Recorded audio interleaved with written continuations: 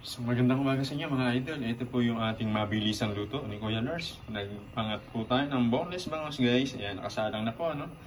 At samahan niyo po si Kuya Lars hanggang sa maluto itong ating menu.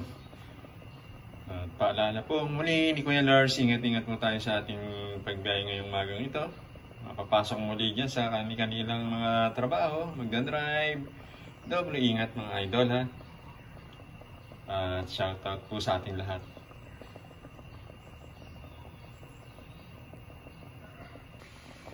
Guys, kumukulo na. Malapit na kami kumain ni Ate Oats.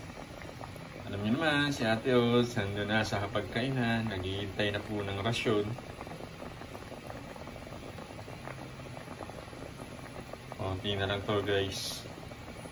Masarap dito sa pangat, medyo nagmamantika.